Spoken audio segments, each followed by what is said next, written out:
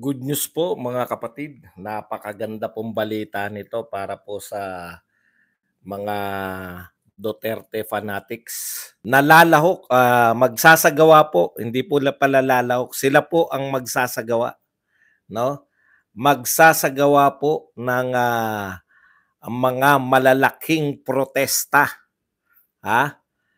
Magsasagawa po ng malalaking protesta.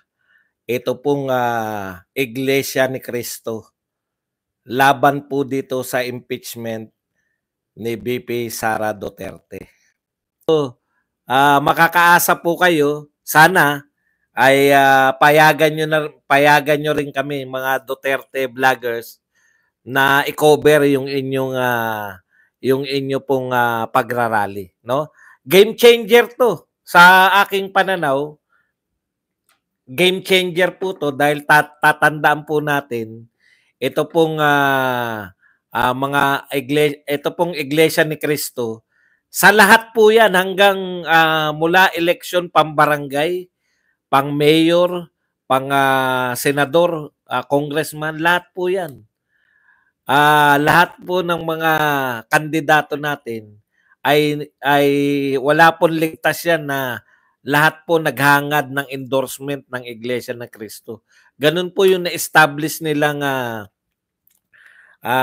kung matatawag itong power, no? Political power. Pero yan na yun eh, no? Alam natin bagamat hindi walang formal na alam ko yung Iglesia ni Cristo may ibang paliwanag diyan eh. Pero sa atin mga political analysts, opo, tinawag ko ng sarili kong political analyst kaysa naman sa mga tokmol. Sa aming mga political analysts, kita natin yung kapangyarihan pampolitika ng Iglesia ni Cristo. Ngayon, ito po ang katotohanan, no? Si Martin Romualdez, ang kaisa-isa niyang pag-asa. Yan lang po ang pag-asa ni Martin eh. Ma-eliminate, no? Hindi po eliminate na Mategi ah. O yun nga ang nakakakaba pala tuloy. Bigla ko lang naisip, no? Kung nawala na po yung kasi ilang beses nang yan ang laman ng mga topic natin na ang tanging pag-asa lang ni Martin para magkaroon ng tsansa na makapamuno sa Pilipinas ay mawala sa landasin niya itong si Sara Duterte. At eto nga, lahat ng mga sinasabi nating sari-sari na mga investigasyon dyan sa Senado ay sa Kongreso o sa House of Representatives ay nakatutok lahat sa Duterte, no? It's either siraan sila or eto nga nung makakita na po, no, ng maikakaso sa impeachment, sinampahan na ng impeachment. Ang dami na pong pinag-uusapan natin na paano pag na-impeach, pwede pa bang tumakbo? Sabi ko nga, hindi po, yan ang sisiguraduhin nila. Sisiguraduhin nila na naroon sa kanilang anong tawag diyan, yung pagpapasya na hindi na pwedeng tumakbo in perpetuity. Yun. Nilalagay po yun. Okay. So yan po, talagang tahasan na, no, na wala akong pakialam. Nagpakita pa po ng puwersa. Ito po, mga simpleng ano to, no, simpleng pagpe-flex ng power ni Martin. Ganun ba? Ayaw nyo ba kaming magtuloy na ano? Eto mga general, no? May picture kami. Ganyan na ganyan si Apo Lakay, Apo Marcos nung kasagsagan na ng ng mga marami na pong nagrarally against Ferdinand Sr. Mahilig po yan magpakita ng mga nasa likod niya. Literal na nasa likod niya yung mga general sa mga picture. Si Martin, nagtataka ko. Hindi naman po siya ang pinuno ng Pilipinas. Pero bakit parang minsan hindi mo na maintindihan eh.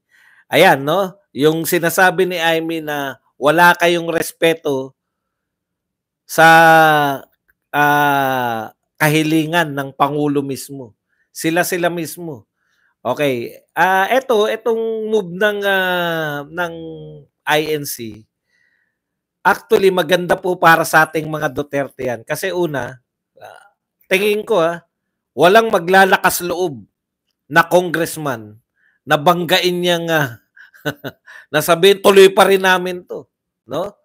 Alam ko 'yan. Alam ko ang kahinatnan niyan, no? It's either ibasura nila outright. Baka bukas lang ibasura na ng mga no? Baka ibasura nila. Pero kinakailangan po kahit ibasura na nila yan sa mga kapatiran ng Iglesia ni Cristo, ituloy pa rin ninyo yung rally para magpakita po, para makita po ng mga nasa pamahalaan na seryoso kayo. No? Kasi halimbawa, binasura nila yung impeachment. Tapos bigla nyong inatras yung inyong rally. Sabihin, wala na tayong pagraralyan kasi inatras na nila impeachment. Opo.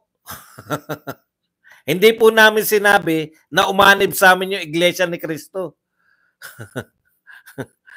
Ikaw lang naman nag-ano bastos ka pa. Pusit pa tawag mo. Pero ang importante, mayroong mayroon malaking religious group na tutol sa panggigipit sa mga Duterte. Oh. Ibig nyo sabihin nyo lang na, hindi naman yan para kay Pusit. Ano ngayon? Ito ay pagkilos ng Iglesia ni Cristo. Hindi namin sinabi na sinusuportahan nila. Pero sino po ang makikinabang dito? Bayan. Kasi kayo, tignan nyo yung utak nyo. Ganun na lang sa inyo Anti-Pusit kayo, kaya wala na kayong pakialam kung maganda ba to sa bayan o hindi. Para sa kapayapaan, ang linaw ng sinabi.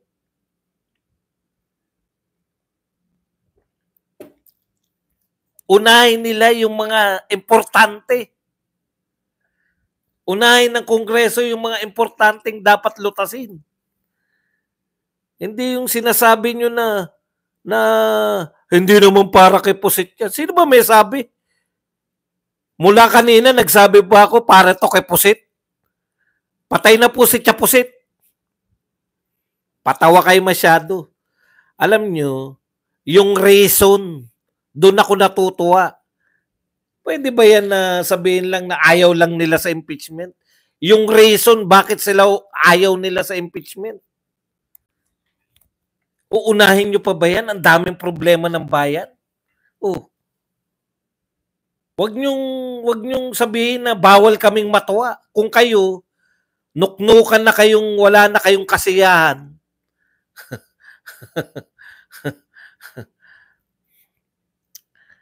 Yung marami pong Iglesia ni Cristo nakikiisa po nung sa EDSA. Hindi ko alam kung bawal silang po. Hindi ako iglesia no? Hindi ko alam. Pero alam ko po sa puso ko maraming nakikiisa na Iglesia ni Cristo. Ayaw nila yung nagaganap. Bakit? Bulag ba yung mga Iglesia ni Cristo? Hindi ba nila alam na lahat nung ginagawang investigasyon walang para punteriyahin yung mga Duterte? Ganun ba sila kabobo? Huwag nyung ito labanan lang ng Duterte versus Marcos. Labanan po to ng katwiran. Labanan po to ng natutuwa tayo na yung Iglesia ni Cristo, nakikita nila na mali yung ginagawa nila kay BP Sara. Sa tingin nyo ba si Marcoleta hindi yan kumuha ng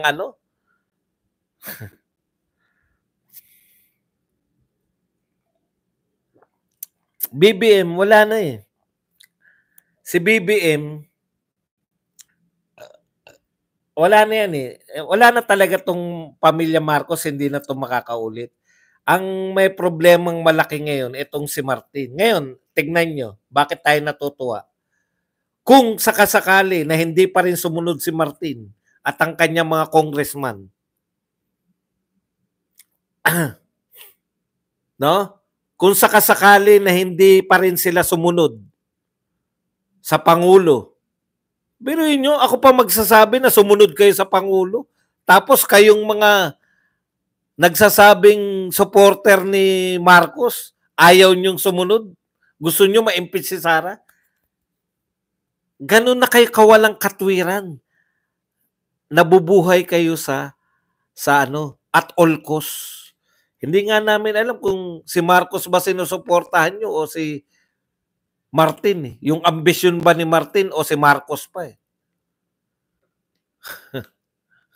Napakasimple lang.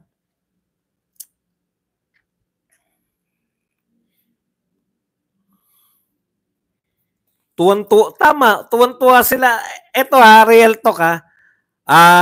Kung hindi nag-announce tong iglesia, halimbawa, tuwan-tuwa kayo na ang naghain ng impeachment, tropa ni De Lima, tsaka tropa ng Makabayan Black. Ang tanong, bakit hindi inuna si Marcos? Kasi pag in-impeach si Marcos, si Sara upo. Ito ang tanong. Pag na-impeach nila si Sara, sa tingin nyo hindi nila sasampa na impeachment si Marcos? Halimbawa wala tayong announcement. Tuwan-tuwa kayo, yes, may impeach na si Sara. Alam nyo ba kung magkano yung pinag-uusapan nating confidential fund ni Sara Duterte? 125. Kay Marcos, ilan? Sa tingin nyo ba pag na-impeach si BP Sara, hindi sila mananawagan na in-impeach natin tong Vice President dahil sa confidential fund. Kalkalin din natin yung confidential fund ni Marcos. Inuna lang si BP Sara. Kasi pag inuna nila si Marcos, hindi ba?